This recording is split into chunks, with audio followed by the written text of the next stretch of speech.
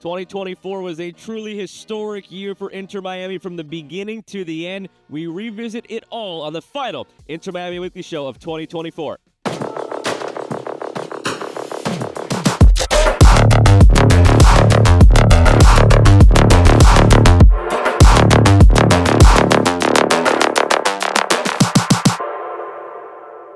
One last time at Chase Stadium with the Arsenal great Kieran Gibbs. I'm Joe Malfa. Glad to have you with us once again on the Inter Miami Weekly Show. Kieran, needless to say, ending sooner than we would have hoped here this year, but it was a special 2024. And before we get into any of our conversations and talk for way too long, our staff put together a great reel of this 2024 season. Let's take a trip down memory lane.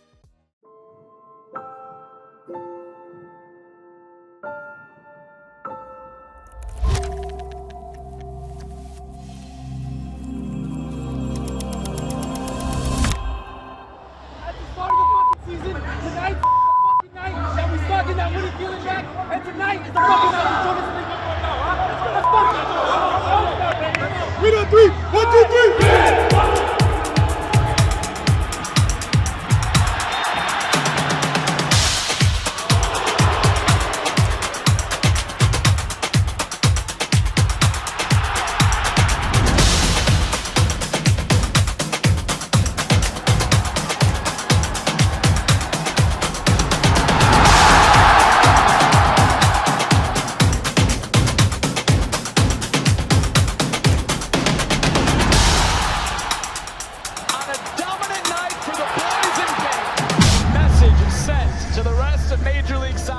We have seen what this team is capable of. We've had some beautiful football, but in saying that, we want more. FC Cincinnati beating Inter Miami 6-1. We will work tirelessly to evaluate the changes that need to be made. Visiting Inter Miami 4-0. Achieve our goals of bringing success to our fans at Inter Miami. Inter Miami coming to town to take on the returning 72,000.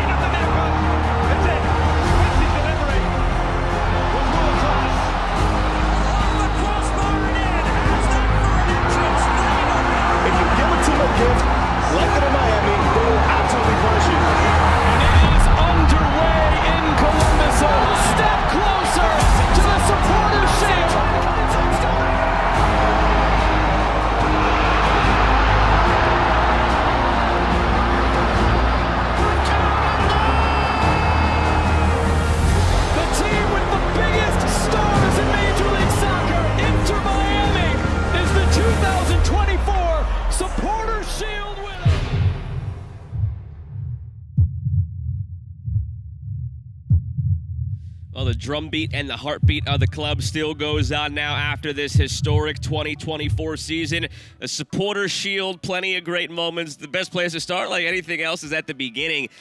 Started with that world tour back in January and February that took the club to El Salvador and then to Saudi Arabia and then to Japan and a lot of stops in between. I think from that moment on, Kieran, it really set the stage for what we knew was going to be a historic year, but maybe we didn't realize just how much so at the time.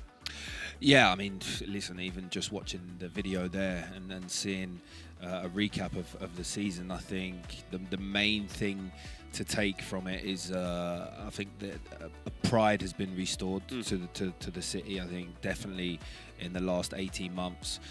Before that, you know, we were seeing the club struggling, you know, in various areas in the club, and I think that initial announcement really just changed the trajectory completely of the club, and to see it happen in real time and be here to witness it, I think for all of us incredibly blessed to have seen what we saw in a historic season. Like you said, every stat showed you that they were the best team in the league in the regular season, and so to watch it happen, the amazing moments, the goals, the assists, some of the plays that we witnessed was just incredible to see. Of course, a shame that they didn't manage to take it all the way, But that's football, and then they'll learn from that. I think just a few lapses in concentration cost them, but all in all, what a delight to be able to see that.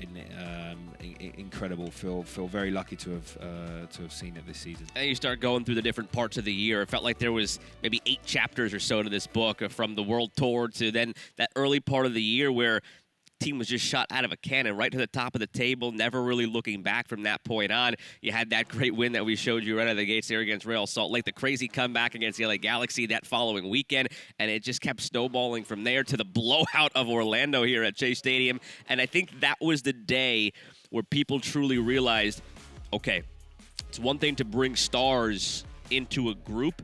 It's another thing for all those stars and the supporting cast to align. And once you have that kind of win against Orlando, I think the wheels started turning for people like, all right, we're not just talking Supporters Shield, we're talking what could be a record-setting team, and that's what it turned out to be. Yeah, and I think, when they went on the run in the Leagues Cup this last season, the season before, it was so new and exciting, and I don't think anyone really pictured what it was going to be like with Messi starting his first full season and that team starting its first full season. It was highly anticipated to see how they were going to fare up against every other team in the MLS. And when you saw their first opening games, they really just showed total domination from the beginning, and like you say, they never looked back. Some iconic goals. The players looked like they, looked revived. Yeah. Even the likes of Luis Suarez, and to see them all energized and put so much energy into the season, into the beginning of the season, was incredible to see. And I think that it really, like I said, restored pride in the club, but also just kind of gave the fans a new lease of life, and now they've set themselves a new standard, and yeah, it was amazing to see that. It set the Liga new standard again, breaking the all-time points record, tying the modern wins record, everything there just factoring into the historic season from just using your eyes and using your heart and feeling it the whole way, to also then looking at the numbers when all was said and done. But maybe something for the fan that has been here in this stadium since the beginning, right? It's one thing globally, everybody enjoying Messi and Suarez and seeing those goals and those moments, but a lot of the diehards that have been here since the beginning that came to know players like Drake Callender and stories like Ian Frey, and seeing the MLS draft last year and Yannick Bright and him emerging this year. So it seemed there was something for everybody. Like, again, global scale, got the Messi moments, got the Suarez moments, but you also had those moments for Julian Gressel and the guys I mentioned, Frey and Bright and Callender. That's something that I think we can appreciate a little bit more now that the season's done, looking back. Like, a lot of those supporting cast members really asserted themselves as well. Yeah, and especially during the time where Messi was missing. Yeah. And that was, for me, the most impressive part of this team. To go that long without your best player, that does things to a team, that changes the shift and the energy of a team. But for them, they just stepped up. We saw the birthing of a few potentially big players and that have got great careers ahead of them. I was really impressed with the likes of Yannick Bright. I thought Ben Hart, although he struggled with his injuries, he still chipped in. Ian Frey, again, with his impact when he came back into the team after being, pretty much down and out for a few years, was just how epic was that to see that. And yeah, we just saw a lot of character. We saw a lot of character come out of the club and out of the team. I don't think many people would have doubted them, but for them to have delivered, like you say, and for all of the pieces to come together, to put in some pretty incredible displays, performances this season.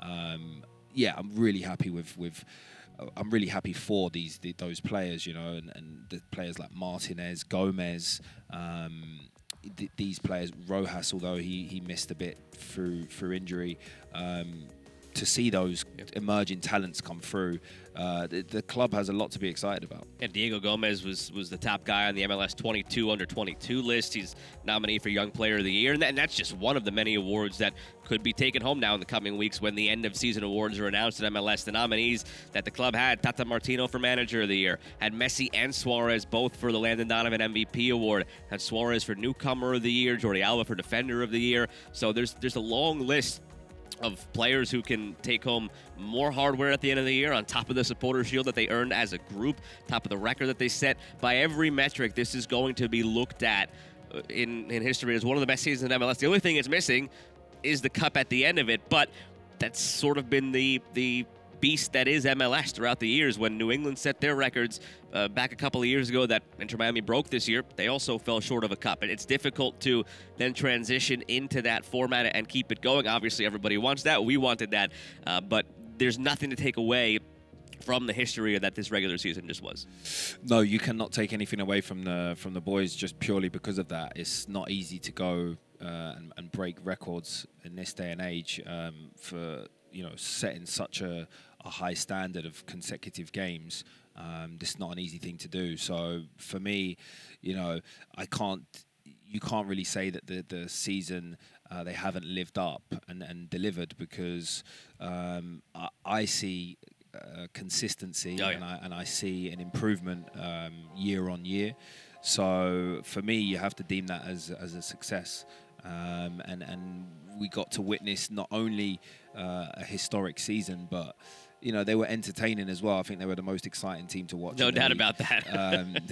They definitely had a few dramatic games, and that's part of the game as well. So you can't ignore those things, and they're just the best team to watch for me. It's funny. There's two different lenses to view things through. It's us trying to analyze and think of how the team could be better. How many weeks did we come on this show and say, all right, we got to stop conceding goals in the first 5 minutes. We got to find a way to start games better. But if you look at it through the lens of a fan, that was awesome, because it set up so many dramatic games where you go down in the first 5 minutes, you end up coming back. It's a crazy 3-2 or 4-3 scoreline. So it's, again, just different ways to look at this season as a coach or as somebody analyzing it. There were certain things that drove you crazy, but then when you look back at the movie of the season that it was, there were so many cinematic moments because of that. The comebacks, the Leo Campana goal in the rain against DC United here when he came on last minute, that felt like it was straight out of a movie. Like, the moments like that, you appreciate when they happen,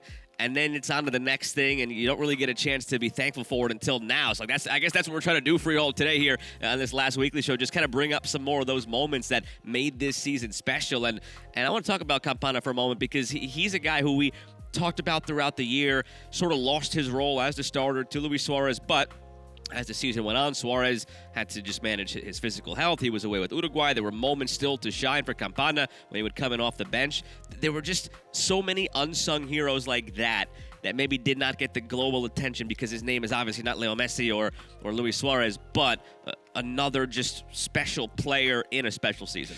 He's been a revelation, and not often you see a revelation with someone that hasn't actually featured from the beginning that much, which just goes to show you how important of a player he was. He's been instrumental. He's just upgraded his game all round. The way he holds up play and brings players into play, and his goal scoring ability has just improved dramatically, and his decision making.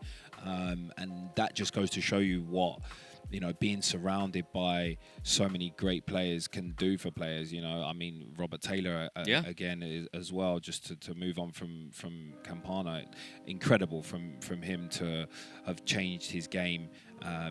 These two players have become just a lot more efficient, and I think that only comes from viewing the best every day. And good luck to them. They're continuing on an upward trajectory, and I hope that they continue their form, because it's great to see. And just also seeing on the road this year, went to Kansas City, you saw it there in the video, over 70,000 at Arrowhead Stadium. Went to New England, they opened up the whole stadium. In the playoffs, in that loss on the road against Atlanta in Game 2, over 70,000 people there. Like, these are numbers that have not been there historically in MLS since, coincidentally, obviously, owner David Beckham joined MLS. So you're seeing full stadiums like that, but these numbers, these fans, the eyeballs, we haven't seen this stuff but one other time when David Beckham came in MLS. It's just every different angle you could look at it from. This is going to go down as one of the most special years in MLS history. It's a big win for the MLS. Make no mistake. Make no mistake, because I feel that we're at a bit of an inflection point with football in this country, and they've had a great start with the appointment of Messi in particular, but also the other great players that they've signed. And now they have to run with it and have to really keep their foot on the gas, because there's definitely an increase in popularity of football in this country. And now's the time to capitalize and show the world that America sees football as the global and the greatest game. And really, Messi opened that door in the same way that David Beckham did way back when with what was called and is still called the Beckham rule. Now Messi opened the door. I'm glad you mentioned that. There's obviously, over the course of the year, a focus on Inter Miami and whoever our opponent is for that coming week here on this show. But while we've been doing this show all year, Marco Reus signed with the LA Galaxy, Olivier Giroud signed with LAFC, and all the rumors are out there about Antoine Griezmann being the next one to come over to MLS because of his connections to those guys in LAFC. And you just go down the list. All these stars that have come here or are continuing to come here now all happened after Messi did last year. So just another door that was open, and long may it continue to see it continue to just foster the growth of this league for our club and beyond. Yeah, I mean, listen, it was certainly why I joined the MLS in 2021. I spoke with David, and he convinced me that the league is going to grow and continue to improve. And I'm glad I did that, because I got to see the greatest player come not long after me and play at this club. So I think that big players are going to continue to come. I think it's going to always be an attractive place for players to come and play here and experience what it's like playing in the US. And like you say, long may it continue. That's it. As far as wrapping up this year, we do have to mention, obviously, the way things ended in the postseason against Atlanta. Not the way we were hoping things would end, but it was just another classic dramatic showing, right? To the very, very end, one of the most entertaining matches that you've seen in MLS this year. Game 3 here, dramatic late saves. Brad Guzan, tip of the cap to Brad Guzan, is pushing 40, or he's at 40. I forgot exactly how old he is now, but some of the big saves he made. It was one of the games of the year. Come out on the wrong side of it, as you said earlier. That's football sometimes, but it was just another glimpse that, just how fun as a neutral it has been to watch this team all year. I mean, forgive me if I'm wrong. Correct me if I'm wrong, Joe, because you probably know more about your MLS history. But I have not seen or heard of a better goalkeeper performance. Probably not, no. From Brad Guzan. Spot on. I think it was, whatever you want to say about the Atlanta team, and that they just managed to get into the playoffs. They've shown incredible resolve to get that result, and it just wasn't meant to be for Miami. They more often than not, I think if you played that game 20 times, 19 times, the numbers will tell you that Miami are going to win. Which is also the beautiful thing about football. You never really know what's going to happen, and when it gets to the knockout stages, the margins are so fine. And it wasn't meant to be for Miami this year. And I think one of the silver linings, in my opinion at least, that comes out of this season is just a new rival, because that's really what makes this sport so special, is having those teams to go up against. And Orlando's always been one for us, a natural local derby, obviously. That one's never going away. Columbus and Cincinnati have sort of developed as well, just by nature of being at the top of the table with them this year. But Atlanta's now become one, because this year, and even going back to last year, just kind of a thorn in the side of Inter Miami and playing big games and big moments, sort of geographically close enough. This year, there were only 3 games that Messi started and lost. Of his 18 matches, 3 losses were against Atlanta. That's it. 18 of his starts, 3 were losses. All 3 were against Atlanta. So they've got our number, a tip of the cap, and it's just a new rival to enjoy for these fans next year, because when Atlanta comes into the stadium next year, La Familia is going to be rocking, and they're going to let them hear it. Yeah, one thing about this Miami team is that they don't like to forget No. when they get beaten. They incredibly stubborn, and I think that it's definitely gonna whip up a storm next year for sure. Well, next year we'll be here before you know it. Let us be the first to say a happy Thanksgiving, a Merry Christmas, Happy Holidays, Happy New Year. We'll be back in February. But Kieran, parting thoughts from you, because this season has been special and we've tried to sum it up the best we can all day long here. But any final thoughts on the year from you? No, I mean, listen, I think we're all blessed to have witnessed what we have this season. I think that the club has shown improvement. They've gone from strength to strength, and as fans of a club, that's all you can ask for is an upward trajectory. So, hoping that they take it one step further next year. Well, that's a wrap on 2024 for Kieran Gibbs, Joe Malfa, to the rest of the crew behind the camera that you all don't get to see, who make this possible all year long. Thanks for joining us here on YouTube for the Inter Miami Weekly Show. Make sure you're liked and subscribed so you can be back in February when the new season will begin again. It'll come very quickly. Happy Thanksgiving, Merry Christmas, Happy Holidays, Happy New Year. We'll be back in February.